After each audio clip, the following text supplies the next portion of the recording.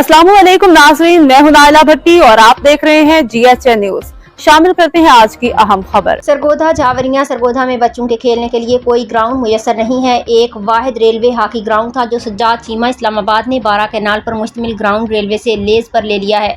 सज्जाद चीमा ने ग्राउंड के साथ फ्रंट पर वाक़ ज़्यादी रोड रिक्शा मार्केट की 123 दुकानें जो 1400 फीट फ्रंट है वो भी मिली भगत से हथियाने के चक्कर में दुकानों को सील करवा दिया है। ये दुकानदार अरसा 50 साल से रिक्शों की मुरम्मत मजदूरी करके अपना और बच्चों का पेट पाल रहे हैं। दुकानें सील होने पर दुकानदारों ने रोड बंद करके एहतजाज रिकॉर्ड करवाया कि सरगोधा इंतज़ामिया महंगाई के इस दौर में हमारा मेहनत कशों का साथ दे और सील दुकानों को खुलवाए ताकि हम अपना और अपने साथ जुड़े 123 खानदानों का पेट पाल सकें।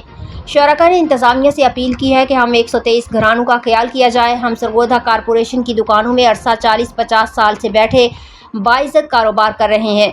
रिपोर्ट ज़फ़र अब्बास, तहसील रिपोर्टर, शाहपुर झावरियां। ये हमारे बकाया जात भी बिल्कुल क्लियर है, बिल्कुल क्लियर हमारी दुकान है।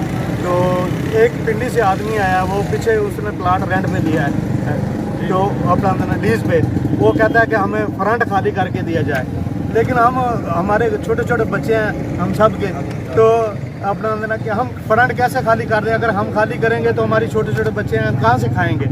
आगे महंगाई इतनी है कि बड़ी मुश्किल से गुजारा हो रहा है, और अब हम क्या करेंगे। हमारे गवर्नमेंट से यही इल्तमास है कि हमको इंसाफ दिया जाए और हमारी दुकानें बहाल की जाएं। और हमारी दुकानों को, सारी दुकानों को उन्होंने सील कर दिया है, और लिहाजा मेहरबानी रिक्वेस्ट है, हाथ जोड़ के कहते हैं कि अल्लाह के लिए हमारी बख्शे।